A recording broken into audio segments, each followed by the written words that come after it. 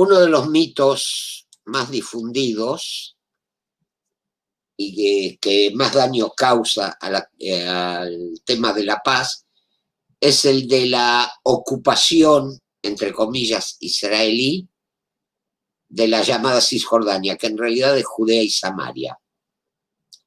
Veamos qué es lo que dicen ellos, qué es lo que afirman. Durante la Guerra de los 6 días, Israel ocupó militarmente Cisjordania. Desde entonces, Israel la administra bajo un régimen jurídico de ocupación militar genocida y desde la renuncia de Jordania a sus pretensiones soberanas sobre el territorio en el año 1988, no rige sobre Cisjordania ninguna soberanía formalmente reconocida. Pese a la ausencia de soberanía estatal, el 40% del área, que incluye a la mayoría de la población, está actualmente bajo la jurisdicción civil de la Autoridad Palestina, mientras que Israel mantiene el control sobre los asentamientos y ciudades israelíes, áreas rurales y regiones fronterizas, el 60% del área restante. La población de Cisjordania es mayoritariamente árabe, el 84%, con una significativa minoría de asentamientos israelíes. La principal ciudad de Cisjordania es la parte oriental de Jerusalén, que constituye su centro geográfico, cultural, religioso, turístico y principal mercado. En el año 2001 la población era de 2 millones de habitantes, 2.100.000, de los cuales 235.000 vivían en Jerusalén Oriental, 140.000 en Hebrón y 116.000 en Shem. Shem es el nombre real y original de la ciudad de Nablus, aclaremos. En los campos de refugiados, que son 19 de Cisjordania, campos de refugiados que están en territorios autónomos palestinos. O sea, son refugiados dentro de sus propios territorios. Viven unas 150.000 personas. En los asentamientos israelíes viven unos 400.000 habitantes. La mitad de ellos aproximadamente reside en Jerusalén Este, conquistada por Israel en la Guerra de los 6 días y anexada formalmente en 1981. El gobierno de Israel está llevando a cabo la construcción de un muro en Cisjordania con fines anexionistas, cuyo trazado resulta muy polémico y ha sido criticado tanto por organizaciones pacifistas israelíes como Shalom עכשיו y B'Tselem, como por UNICEF y la Oficina para la Coordinación de la Ayuda Humanitaria de las Naciones Unidas en los territorios ocupados palestinos. Estas organizaciones citadas han criticado en repetidas ocasiones el efecto que el muro ha provocado en la vida cotidiana de la población civil palestina. Hasta ahí el mito, la mentira. Ahora vamos a la verdad. Cuando se declara la independencia de Israel, 7 ejércitos árabes atacan al recién nacido Estado. Entre ellos, el Emirato Árabe de Transjordania, la actual Jordania. Quiero aclarar que el ejército de Transjordania fue el único que obtuvo éxitos en la guerra y llegó a los objetivos trazados por el emir Abdullah. ¿Por qué tuvo éxito? Porque tanto su comandante, el general Sir John Bagot Gluck, como todo el Estado Mayor, era británico. Y toda la oficialidad subalterna había sido entrenada en la Academia Militar Británica del Cairo. Y el armamento era íntegramente británico y los instructores del ejército eran británicos. Quiero dejar eso bien en claro. Bueno, decíamos que la Legión Árabe ocupa Judea y Samaria, destruyendo una cadena de kibutzim que habían sido fundados entre 1927 y 1945, el Gush Etzion, bloque de Etzion, y llevado a sus habitantes de sexo masculino como prisioneros. Con la firma del armisticio fueron liberados. En cuanto a Jerusalén, que ya le voy a dedicar en su momento un programa completo, el 28 de mayo de 1948 fue ocupada militarmente por la Legión Árabe de Transjordania, llevando al exilio a todas las familias judías que vivían en el lugar. Muchas de esas familias vivían por cientos de generaciones ahí. Muy bien, durante 19 años todo ese territorio y Jerusalén Oriental se mantuvieron bajo gobierno militar, sin que Jordania anexara esos territorios. O sea, estaban bajo administración militar, punto. O sea, no regía la ley civil jordana, sino la ley militar. En 1967, durante la Guerra de los 6 días, Israel recupera ese territorio e inmediatamente se aboca a la tarea de reconstruir el Gush Etzion. En octubre de 1994, Israel y Jordania firmaron un acuerdo de paz definitivo, estableciendo las fronteras entre ambos países. Israel quiso reintegrar a Jordania los territorios tomados en 1967, donde había mayoría árabe, como ser la zona de Ramallah, la de Betlehem, la de determinados barrios de Hebrón.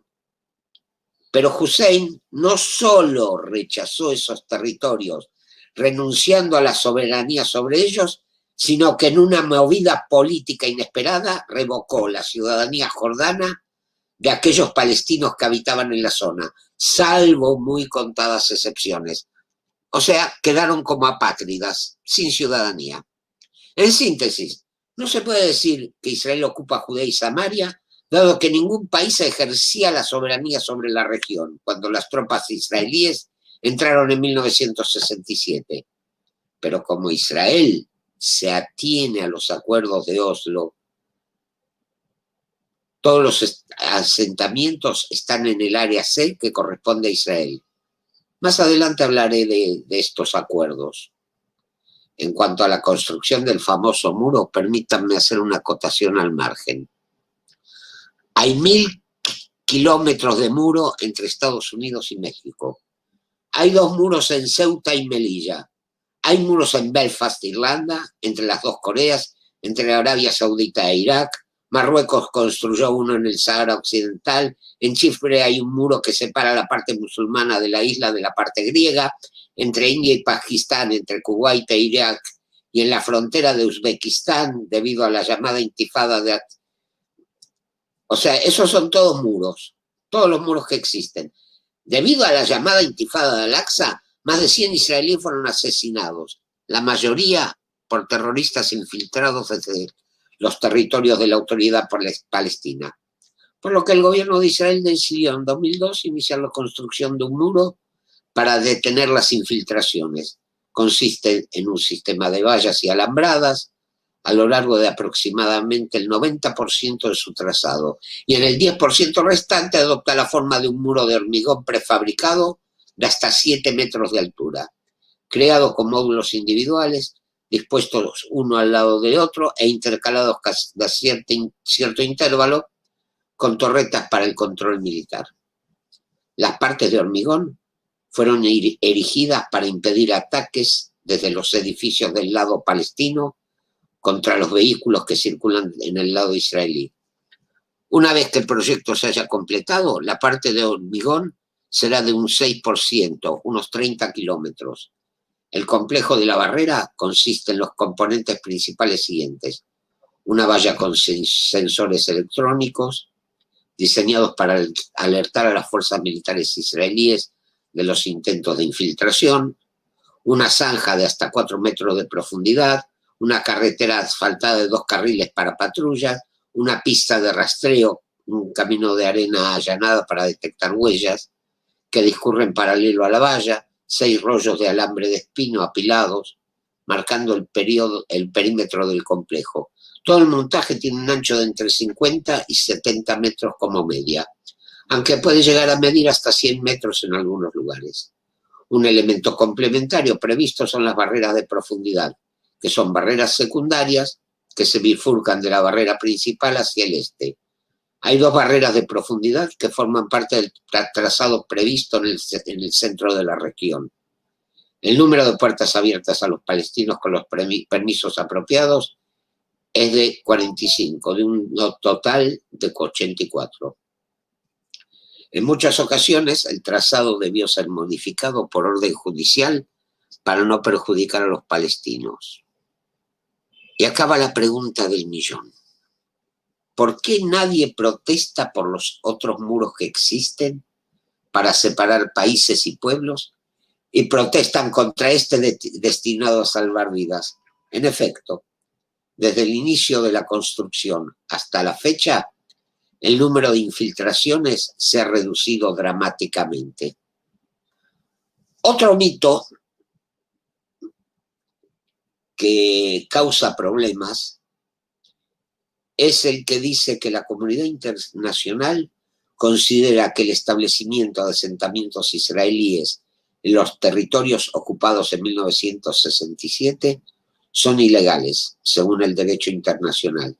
Sin embargo, Israel mantiene que son compatibles, ya que no está de acuerdo en que el Cuarto Convenio de Ginebra se aplica a los territorios ocupados tras la Guerra de los 6 días. Reitero que estoy hablando del mito. El Consejo de Seguridad de las Naciones Unidas, la Asamblea General de las Naciones Unidas, el Comité Internacional de la Cruz Roja, la Corte Internacional de Justicia y las altas partes contratantes en la Convención afirman que el Cuarto Convenio de Ginebra se aplica. Numerosas resoluciones de la ONU han declarado que la construcción y existencia de los asentamientos israelíes en la ribera occidental, Jerusalén Este y los Altos del Golán son una violación del derecho internacional, incluyendo las resoluciones del Consejo de Seguridad de la ONU en 1979 y 1980. La resolución 446 del Consejo de Seguridad de la ONU se refiere a la Cuarta Convención de Ginebra como instrumento jurídico internacional aplicable y exhorta a Israel a desistir de la transferencia de su propia población a los territorios o el cambio de su composición demográfica.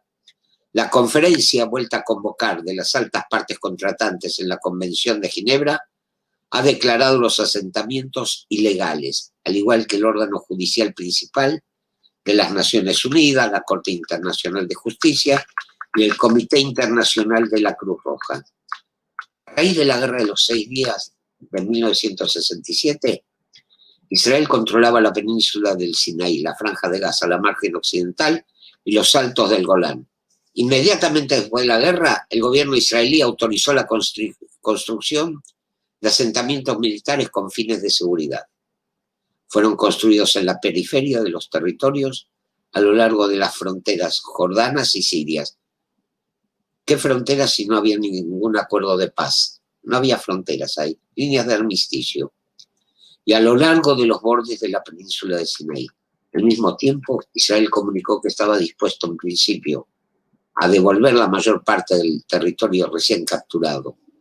Levi Eshkol ofreció devolver los territorios con solo modificaciones fronterizas menores. Sin embargo, con el permiso del gobierno concedido, Kfar Etzion fue restablecido en septiembre de 1967. Convirtiéndose en el primer asentamiento civil que se construyó en Cisjordania. Durante la década de 1970, la Corte Suprema de Israel dictaminó regularmente que el establecimiento de asentamientos civiles por los comandantes militares fue legal, sobre la base de que formaban parte de la red de defensa territorial y se consideraron medidas temporales necesarias para fines militares y de seguridad. Como vemos, en todo momento se quiere declarar ilegales esos asentamientos. Acá hay una acotación interesante. Aunque todas estas áreas cuestionadas fueron ocupadas por Israel en la Guerra de los 6 días en 1967, Israel las ha tratado en 3 formas diferentes. Jerusalén Este, Jerusalén y sus alrededores se concibieron como una zona internacional bajo administración de las Naciones Unidas en el plan de partición de 1947, que fue aceptado por Israel, pero rechazado por todas las naciones árabes. En 1948, Jordania capturó y anexó la mitad oriental de Jerusalén, mientras que Israel capturó y anexó el oeste. Después de la Guerra de los 6 días, en 1967, Israel se anexionó la parte oriental junto con varios pueblos en los alrededores. En 1980, la Knesset aprobó la Ley de Jerusalén, afirmando que Jerusalén completa y unida es la capital de Israel. Acá tenemos un absurdo. No es que Israel se apoderó de Jerusalén occidental. La parte nueva de la ciudad, la parte occidental, fue construida por judíos a partir de barrios, de los primeros barrios que se construyeron fuera de las murallas de la ciudad. O sea, era una ciudad netamente judía. Los altos del Golán fueron puestos bajo jurisdicción y administración israelí. ¿Por qué? Porque desde los altos del Golán los sirios bombardeaban el norte de Israel. Y la Franja de Gaza y la llamada Cisjordania formaban parte de las áreas ofrecidas por la ONU a un Estado árabe prospectivo de Palestina en el plan de partición, que fue rechazado por los árabes. Desde 1948 hasta 1967, la Franja de Gaza fue ocupada por Egipto, así como Cisjordania fue anexada a Jordania. No fue anexada, estaba bajo administración militar, junto con la anexión de Jerusalén, mencionada anteriormente, la anexión de esta bajo ocupación militar. Aparte, otra cosa, la anexión jordana de Cisjordania no fue reconocida internacionalmente. En la actualidad, con base en el resultado de numerosas resoluciones de la ONU que citan el artículo 49 de la Convención de Ginebra, la opinión general de la comunidad internacional es que los asentamientos israelíes son ilegales y constituyen una violación del derecho internacional. Según la BBC, todos los gobiernos del mundo, con excepción de Israel, consideran que los asentamientos son ilegales. Ahora vamos a la verdad frente a la mentira de la propaganda. La presunta ilegalidad de los asentamientos parte de una base falsa: el hablar de territorios ocupados por Israel, cuando en realidad esos territorios y Jerusalén Oriental fueron ocupados militarmente en 1948 por el Emirato Árabe de Transjordania. Durante los 19 años de ocupación jordana, ningún Estado reclamó la soberanía sobre esos territorios, ni siquiera Jordania. Es más, cuando se afirma que Jordania se anexó a los territorios, se está faltando a la verdad. Pues debido a la gran cantidad de palestinos que habitaban la zona, Jordania prefirió ponerlos bajo autoridad militar, evitando así el tener que darles la ciudadanía. Para que se pueda hablar de ocupación, tiene que existir un territorio nacional cuyas fronteras han sido violadas por otro Estado. Pero nunca hubo fronteras reconocidas entre dos Estados, sino líneas de armisticio, y como tales, sujetas a negociación.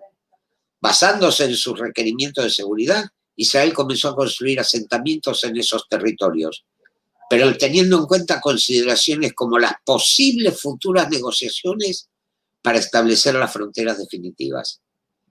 En 1994, Israel y Jordania firman un acuerdo de paz, poniendo así fin a la guerra entre las dos naciones y estableciendo los límites entre las mismas. Pero el rey Hussein renunció a su soberanía sobre aquellos territorios que habían estado administrados militarmente. Y no solo eso, sino que, como dije en otra ocasión, le quitó la ciudadanía jordana a la mayor parte de los palestinos que habitaban en la región. Cuando se firman los acuerdos de Oslo, en el acuerdo de Oslo II se estipula que la llamada Cisjordania, en realidad Judea y Samaria, sería dividida en tres áreas. Área A, bajo gobierno de la Autoridad Palestina. Área B, administrada conjuntamente por Israel y la Autoridad Palestina, hasta que se establecieran las fronteras definitivas entre los dos estados. Y 3, el área C, perteneciente a Israel. Y todos los asentamientos están construidos en el área C. Otro punto sensitivo es el estatus de Jerusalén. Según el plan de Jerusalén, de partición, Jerusalén sería territorio internacional administrado por la ONU. Pero en 1948 Jordania ocupó Jerusalén Oriental, expulsando a cientos de familias judías que vivían en el lugar desde la época bizantina. Durante 19 años Jerusalén Oriental estuvo bajo administración militar, o sea que no fue anexionada por Jordania, al igual que Judea y Samaria. Los judíos tuvieron prohibido el acceso a sus lugares más sagrados, entre ellos el Muro de los Lamentos, 52 sinagogas de gran valor histórico, algunas de ellas que databan de la Edad Media fueron destruidas, como la sinagoga Hurba, que fue volada por Fauzi el-Qutb, un ex miembro de los voluntarios musulmanes de las SS, o convertidas en depósitos o establos. El cementerio del Monte de los Olivos, donde generaciones enteras de judíos, muchos de ellos grandes sabios, fueron sepultadas, fue profanado. Sus lápidas fueron utilizadas como pavimento para construir viviendas. Y junto al lugar más santo del judaísmo, el Muro de los Lamentos, los jordanos construyeron mingitorios públicos. En 1967 Israel recuperó lo que le había sido arrebatado. Y al igual que en el caso de Judea y Samaria, no se puede hablar de ocupación porque los jordanos mantuvieron el sitio bajo administración militar sin anexarlo. En síntesis, no se puede decir que los asentamientos israelíes son ilegales porque A, donde están construidos no son territorios ocupados, sino territorios en disputa. B, no se puede hablar de retorno a las fronteras del 67 porque nunca existieron, sino líneas de armisticio y como tales sujetas a negociaciones. C, todos los asentamientos están en el área C, que según Oslo II pertenece a Israel. Y D, Jerusalén Oriental no fue ocupada, sino recuperada. Como dato, debo agregar que durante los 19 años de ocupación jordana hubo en el monte Scopus una guarnición israelí bajo supervisión de la ONU, o sea, una presencia judía en Jerusalén Oriental. Muchas voces que se levantan para proclamar la legalidad de los asentamientos. Por ejemplo, las percepciones, hay quienes dicen que las percepciones erróneas, inexactitudes e ignorancia en torno a la actitud general hacia el estatus legal de los asentamientos judíos en la zona en litigio de Judea y Samaria refleja la actitud general hacia el fenómeno único de la reconstrucción de un hogar nacional judío en la tierra de Israel. El profesor Eugen Rostov opinó que la fidelidad a la ley es la esencia de la paz. Ex decano de la Facultad de Derecho de la Universidad de Yale, subsecretario de Estado y un coautor de la resolución 242 del Consejo de Seguridad de la ONU del 22 de noviembre de 1967, Rostov resolvió que bajo la ley internacional los judíos tienen el mismo derecho a establecerse en Cisjordania como el que tienen en Haifa. El profesor Rostov determinó que de acuerdo a la resolución 242 y como coautor, Israel debe retirarse de territorios y no de los territorios, ni de todos los territorios, sino de algunos de los territorios, los cuales incluyen Cisjordania, Jerusalén del Este, la Franja de Gaza, el desierto de Sinaí y los Altos de Golán. Por otra parte, las resoluciones que piden la retirada de todos los territorios fueron derrotadas en el Consejo de Seguridad y la Asamblea General. Israel no iba a ser forzado de nuevo a los límites de tener un país de 1 milla de ancho como líneas frágiles y vulnerables, sino la de fronteras seguras y reconocidas acordado por las partes. Al hacer la paz con Egipto en 1979, Israel se retiró de todo el Sinaí, lo que era más del 90% de los territorios ocupados en 1967.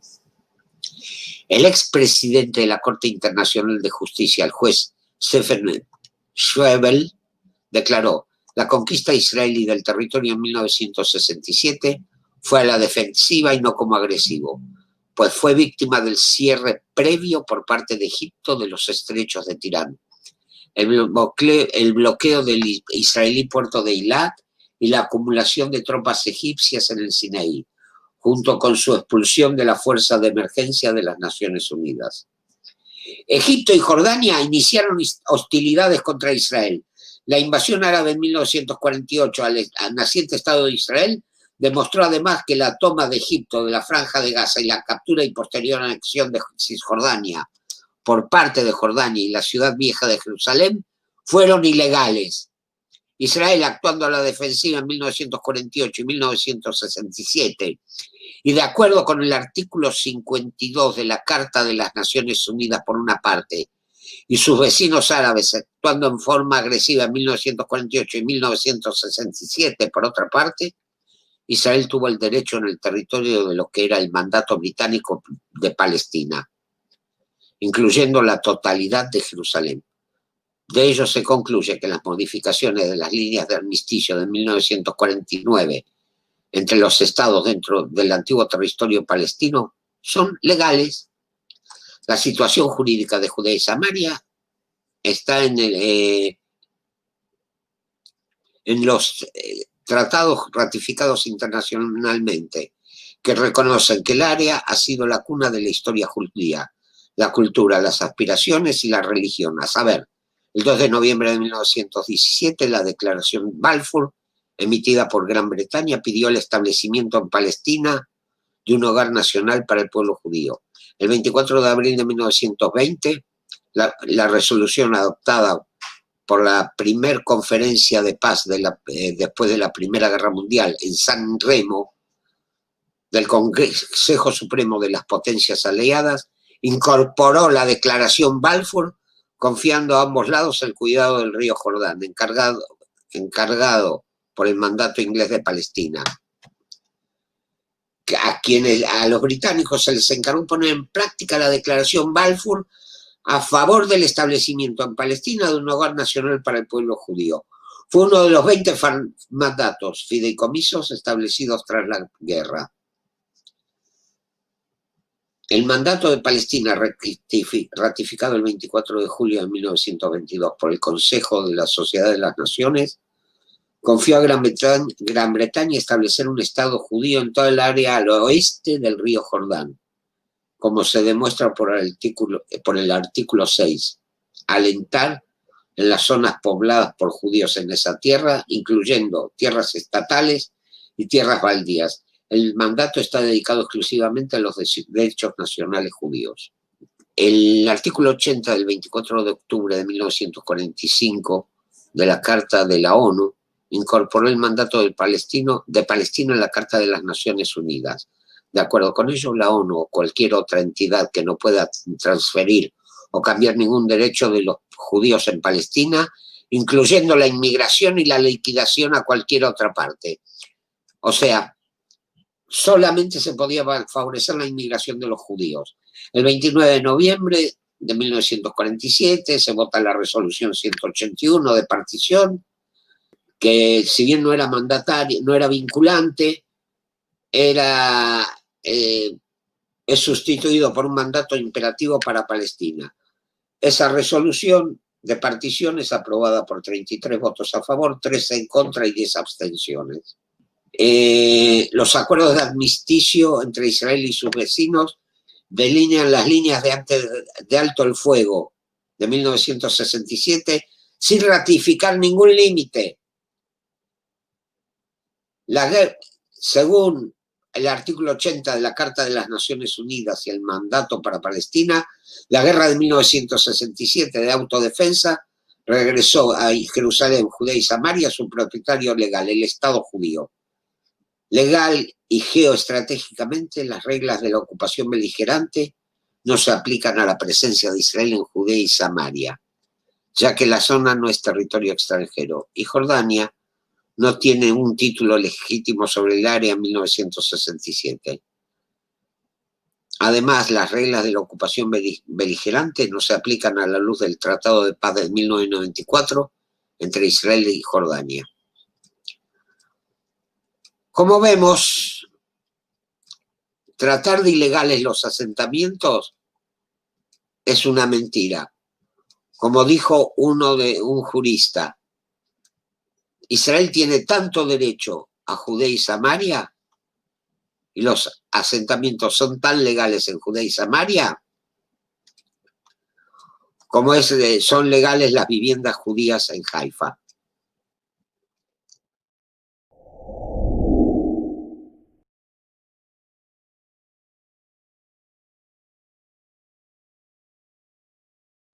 Hace tiempo una familia visitó Nueva York y fue al Museo de Ciencias, uno de los grandes museos del mundo.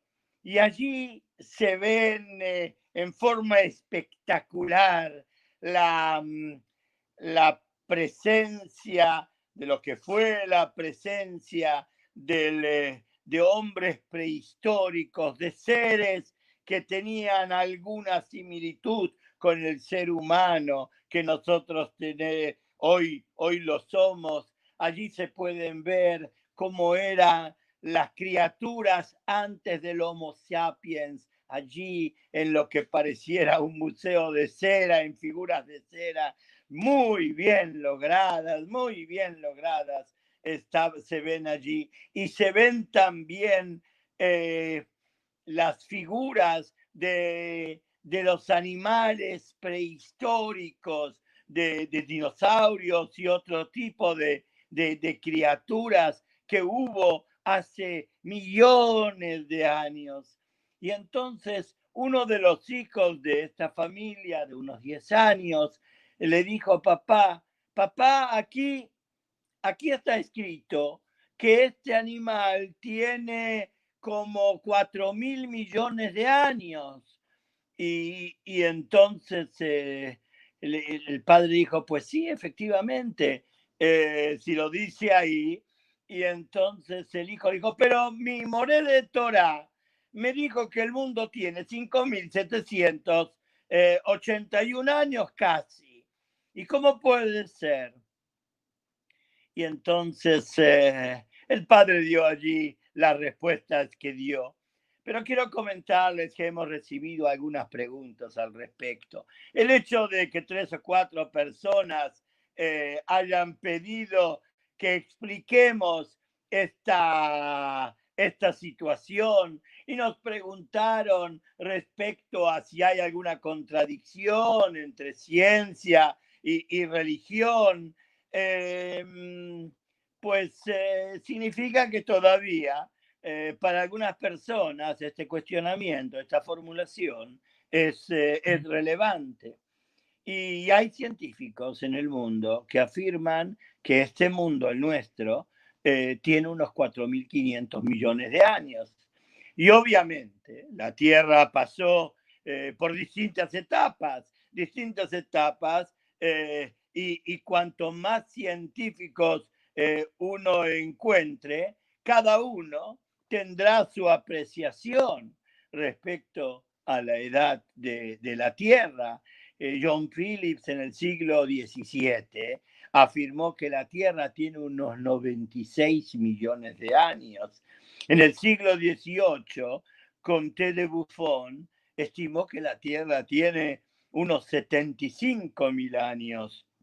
Y el geólogo Kelvin en 1812 afirmó que el mundo tiene unos 100 millones de años. En 1910, Robert Strutt llegó a la conclusión que la Tierra tiene 1.600 millones de años. Y como vemos, no hay un común denominador respecto a la edad del mundo. Hay teorías, hay hipótesis, pero no hay nada absoluto, nada absoluto.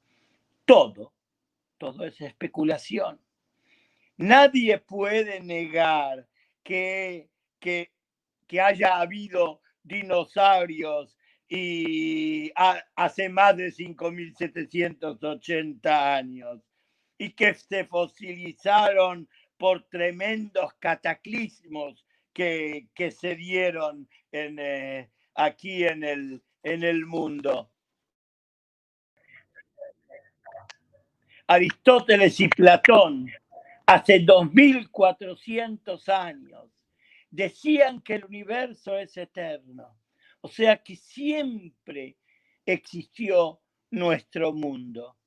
Pero en 1965 se comenzó a platicar del Big Bang, esa explosión que hubo y que, según los científicos, y que dio lugar a nuestro mundo. Y desde entonces el paradigma del mundo cambió y la ciencia dice que el mundo tuvo un comienzo. Y estas son las primeras palabras de la Torá, que el mundo nuestro ha sido creado, que hubo un comienzo, y para la Torá todo comenzó en Rosh Hashanah con la creación del hombre. El Homo sapiens apareció sobre la faz de la tierra, como decimos en las oraciones nuestras de Rosh Hashanah. Hayom Harat Olam. Hoy fue creado el mundo, hace 5.781 años. Es la creación que de la tierra, del globo terráqueo, mas no la creación del universo, porque está escrito, así lo dicen varios de los sabios de Israel, que Akadosh Baruj Hu boneo lamot umachrivan. Dios crea mundos y estos son destruidos por sí mismos, por ello, por el mundo mismo. Y desde Adán, el primer hombre, desde Adán y con Adán, comienza un nuevo tiempo, el tiempo humano, el tiempo de los humanos. Antes de Adán, el tiempo era un concepto abstracto. Vayei Erev, Vayei Boker, y fue la noche, y fue la mañana. Erev, de la raíz hebrea Arov, que significa mezcla. Estaba todo estaba mezclado en el mundo. ¿Recuerdan el concepto bíblico de Breishit?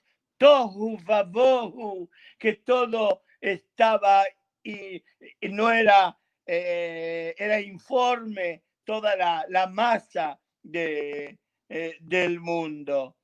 Y Moisés, el más grande de los profetas, el maestro de los maestros, allí hacia el final de sus días se dirige al pueblo de Israel y les dice: consideren los días de antaño y los años de las generaciones. Qué interesante. Qué interesante que hace una división en el calendario. Por un lado, los días de antaño. Por el otro lado, los años de las generaciones. Y esto no llama la atención, porque los que leen y estudian el Tanaj, la Biblia, saben que el rey David en el libro de Tehilim, en los Salmos, escribió: Kielef shanim beineja, que yo me temol, porque 1000 años a tus ojos, oh Dios, son como el día que pasó, algo fugaz. ¿Qué son 1000 años? ¿Qué son 1.000.000 de años a los ojos de Dios? Y los científicos asumen que todo lo que ocurre de forma natural lo miden, lo calculan, cuánto tiempo es necesario para que ocurran estos cambios. Pero en la Torá es todo diferente. En la Torá la línea temporal es clara. Tenemos casi 5.781 años desde el nacimiento de Adán.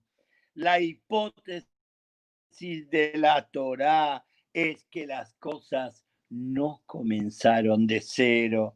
Las cosas estuvieron listas para usarlas en su forma final. Eso es lo que el libro de Breishit, el Génesis, dice. Vayar Kitov, dijo Dios, y vio que era bueno. ¿Qué significa y vio que era bueno? Era bueno porque estaba listo para su uso, listo para el uso. Puede ser que las mediciones científicas sean correctas, no cambia nada. Pero también la medición de la Torá es correcta. No hay contradicción entre ciencia y religión. Simplemente hablamos de cosas diferentes. La ciencia mide, evalúa, expone teorías e hipótesis. La religión tiene un mensaje moral, ético, que apunta a mejorar el mundo. La religión busca que el ser humano pueda mejorar la creación celestial y hacer de este mundo un lugar bello y hermoso, un lugar en el cual nuestros hijos puedan vivir mejor de lo que nosotros vivimos, un lugar que apunte a hacer del mundo un paraíso. Y mientras tanto, queridos amigos, bendiciones desde Jerusalén.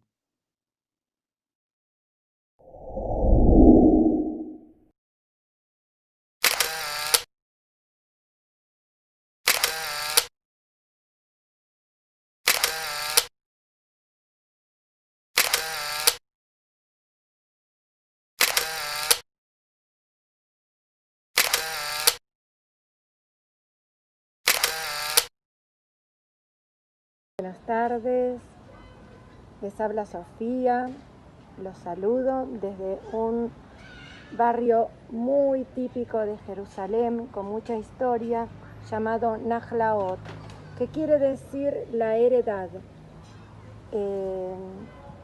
Acá vamos a ver por qué se habla de Jerusalén como una ciudad de piedra y de luz. Acá fueron llegando a fines del siglo XIX muchos judíos que salieron de Mizraj. Mizraj sería toda la parte de Oriente, los judíos que empezaron a llegar de Siria, Irak, Irán, Libia, bueno, todo lo que tiene que ver con el Oriente, con los sefaradí. Bueno, es un barrio hoy habitado por gente que se dedica al arte, pero también por gente observante del judaísmo. Las casas se tocan desde la puerta para adentro, pero el barrio se tiene que mantener tal como es. Y tiene una particularidad muy hermosa, que es que hay calles por las que no entran autos. Para quien vive hoy en el día a día de Jerusalén, no es tan cómodo, pero esto le da al barrio un aire de tranquilidad y de paz que es difícil encontrar, no solo en Jerusalén, sino en cualquier parte del mundo. Esta es la parte o la entrada, la parte trasera de una serie de casas de alquiler o casas donde viven familias con muchos niños. Son casas humildes y pequeñas. Pero algo muy interesante es que si bien hay pobreza, hay familia, los chicos se educan, van al colegio, tienen un plato caliente de comida en invierno, en verano, hay una diferencia muy grande entre lo que es la pobreza de chicos de la calle abandonados, a lo mejor en Sudamérica, y esta pobreza llenada de espiritualidad. Bueno, seguimos caminando. Todavía por acá entran autos, pero ya vemos que no entra cualquiera, sino que está cerrado al tránsito. A un lugar que tiene una particularidad. Este también es como un barrio pequeño adentro de Nahlaot, donde también se conviven en casas pequeñas, familias grandes, acá se ve la ropa. Pero les quería mostrar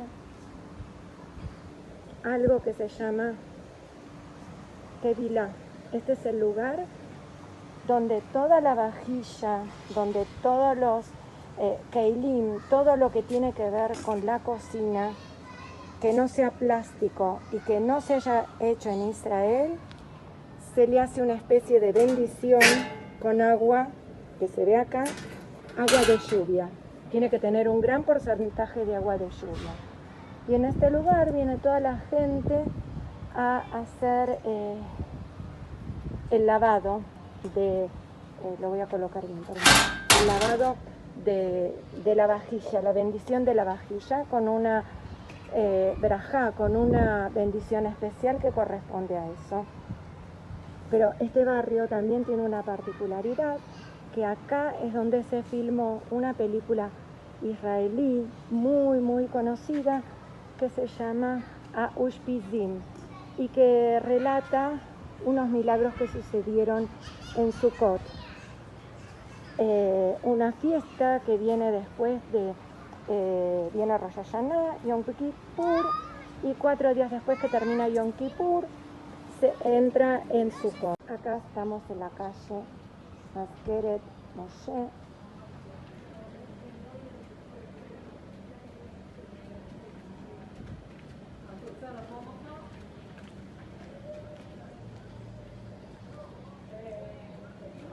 Observen las puertas. Acá la puerta es porque, a ver cómo decirlo, todo es piedra, pero lo que le da el detalle a una casa es la puerta. Se entra caminando, se sube, o sea, ven, acá ya se ve que los autos no pueden entrar. Ahí tenemos otro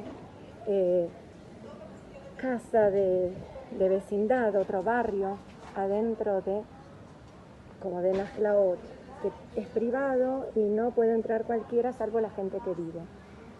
Ahí tienen un patio central y toda la vida sucede en ese patio cuando hay buen clima, porque en realidad las casas son muy pequeñas y son familias muy grandes, de 8 o 10 hijos. Estos lugares,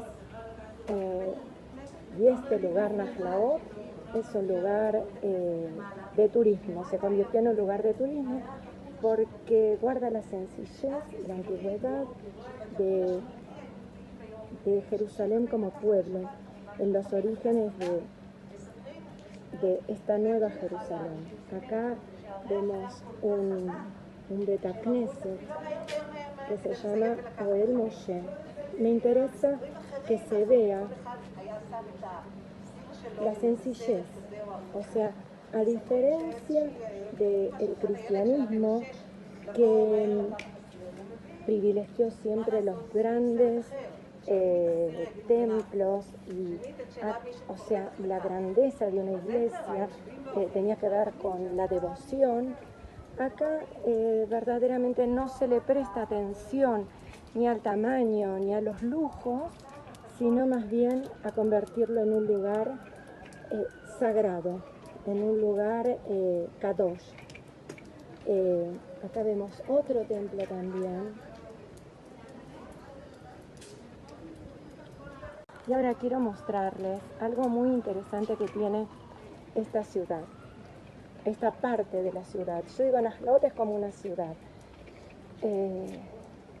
Bueno, como verán, acá ven fotos a lo mejor que uno pudo haber visto de nuestros abuelos, bisabuelos, tatarabuelos.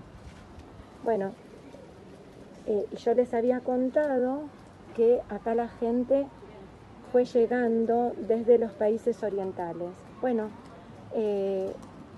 están las historias familiares de cada uno de estas casas y cómo fueron llegando. En general eran todos rabanim que volvían a Jerusalén, que ya la situación también en los países donde vivía comenzaba a ser asfixiante, y con mucho coraje y valentía llegaron a una Jerusalén que no es la que conocemos hoy, la high-tech, la manejada por la tecnología israelí, con libertad. No. Era una época de mucha pobreza, de mucha miseria, de muchas pandemias, no sé si pandemias, pero sí epidemias. Moría mucha gente de enfermedades que tienen que ver con la pobreza, con la mala alimentación, con la suciedad. Jerusalén no es esto, pero esta gente fueron los pioneros de lo que epidemias. Moría mucha gente de enfermedades que tienen que ver con la pobreza, con la mala alimentación, con la suciedad. Jerusalén no es esto, pero esta gente fueron los pioneros de lo que hoy es Jerusalén. Ellos fueron llegando y se fueron afianzando en lugares muy cerquita del Yuk, donde ya estuvimos la otra vez, y comenzaron a armar sus casas, sus templos, y a trabajar por esto que todavía no era el Estado de Israel. Mientras tanto, acá quiero que vean un detalle. Este cochecito a lo mejor pertenece a alguna familia, pero se deja acá y nadie lo va a tocar. O también puede ser que lo dejaron acá porque si alguien lo necesita se lo puede llevar. Son dos opciones. Alguien se lo olvidó o alguien lo dejó para que el que lo necesite lo tome. Bueno, seguimos caminando por acá, por este barrio. Yo no sé si ustedes se dan cuenta la paz, la tranquilidad que tiene. Es todo piedra, es todo dorado.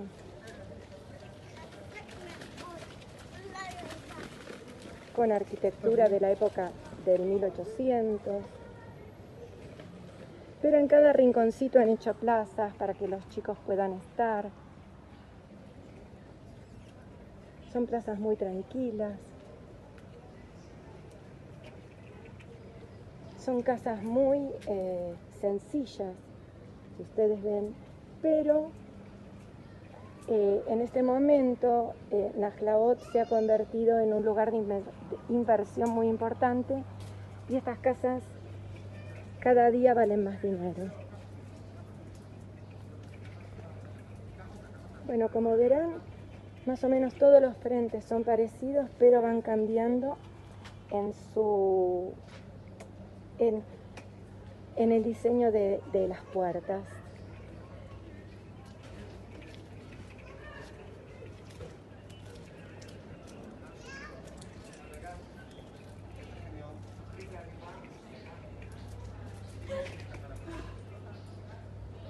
Bueno, acá se van viendo casas.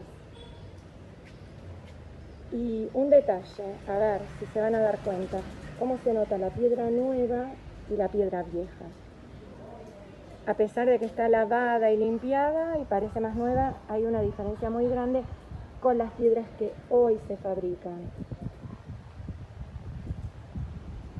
Bueno, como les decía, lo que cambia acá es la entrada. Cada entrada tiene su diseño y es muy importante el tema de las puertas. Acá tenemos la familia de Eliyahu Amazal Mizrahi, un apellido muy conocido por Sudamérica. Hay muchos judíos que llegaron de Oriente que tienen este apellido. Acá vemos la familia de Abraham y Esther Sazón. Y en esta casa, la familia de Daniel y Bejorá Levi. Es muy emocionante pensar en esto y pensar en cómo ellos llegaron, de qué manera pasaron lo que pasaron y la herencia que nos dejaron. Bueno, yo estoy parada entre dos plazas, entre esta plaza y ahora en diagonal entramos a otra plaza. A mí me encanta el atardecer cuando todavía no se ha hecho de noche, pero tampoco es de día, esa luz mágica que tiene. Y bueno, pensemos que esto es desierto y que todo Todo esto se mantiene por riego artificial con el esfuerzo del hombre y la ayuda de Dios. Bueno, acá se viene a tomar aire, se viene a disfrutar de la noche y quiero mostrarles para que se ubiquen que en este lugar como hasta Pastoral estamos ahí nomás de donde se ven las luces de lo que es el Shuk Mahane Yehuda. Por eso dije son los barrios que están alrededor.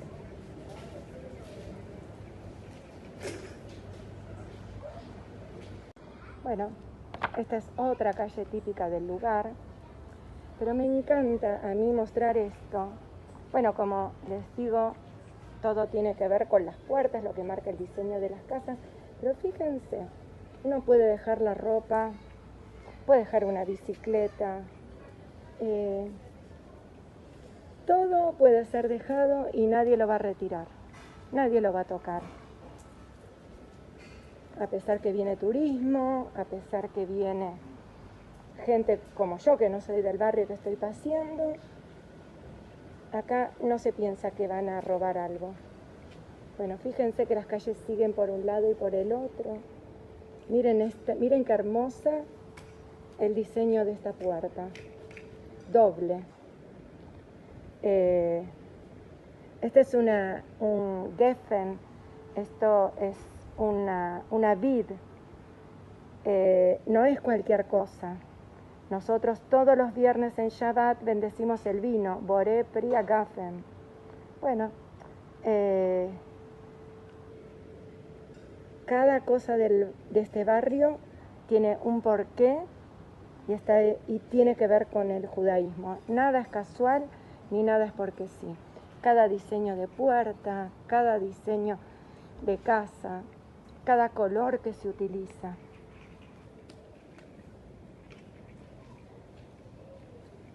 Bueno, esto es una yeshiva. Yeshiva es un lugar de estudio donde los hombres estudian Torah. Pero, a ver, no sé si se puede ver, es pequeña y no tiene ningún lujo. El lujo está adentro, en la sabiduría y en la luz que se recibe de la Torah. Va llegando la noche, la gente sale a las calles a tomar un poco de aire en este día tan caluroso de verano.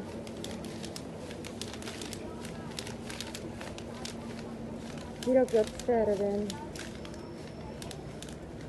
Ahora me voy a correr para que se vea bien. Este Beit Knesset. Es un Beit Knesset muy especial. Miren lo que es esta puerta, miren lo que es estos dinteles. Nunca tuve la suerte de que esté abierto. Vamos a ver si me permitirán pasar.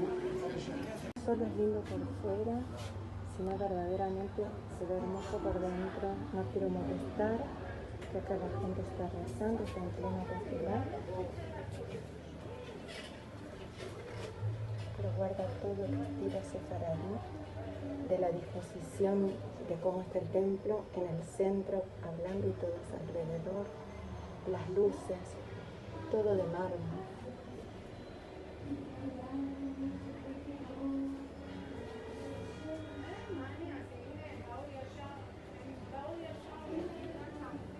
Verdaderamente es hermoso. El piso de entrada tiene una yélica.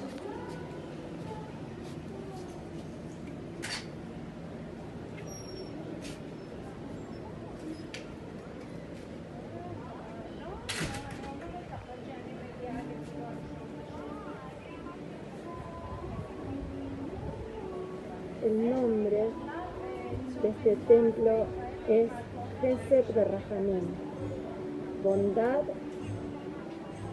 y Rahamim tiene que ver, les voy a explicar qué es Rahamim, que me encanta esta palabra. El Shoresh, la raíz de esta palabra, es Regem, y Regem es el útero de la madre. Entonces, la palabra Rahamim quiere decir la bondad que engendra el vientre de una mamá antes de conocer a su hijo. Lo protege, lo cuida, lo alimenta, le da todo lo que necesita, pero sin siquiera conocerlo, solamente por estar en su vientre. Y eso es Rahamim. Rahamim es amar al prójimo, es ser solidario con el prójimo, es la empatía con el prójimo, pero sin conocerlo. Solamente porque es alguien, porque está, nos despierta Rahamim. Ese amor que una madre siente ya desde el vientre por su hijo. Y ya cuando es a lo mejor ni siquiera todavía un ser humano. Es una palabra muy importante dentro del judaísmo. Rahamim es amar al prójimo sin conocerlo y ayudarlo y darse de acá y hacer todo lo que se necesite sin siquiera saber quién es ni cómo es. Bueno, y con esto me despido de ustedes. Hay mucho más para conocer, pero me pareció que esto valía la pena que se vea. Los invito a que vengan a conocer y descubran por sus callecitas y se pierdan por acá. Y bueno, ahora vamos llegando al Shuk a comprar las cosas para este Shabbat, para que sea con Shalom, paz, con Simcha, alegría, con Heshbon Nefesh, que quiere decir con una autorreflexión y un análisis de lo que pasó en este año, con Ahavá, con amor. ¿Qué más decir? ¿Qué más pedir? Con salud, que muy pronto termine esta magefá y que puedan darse este placer de conocer Israel y estos lugares maravillosos. Shabbat Shalom.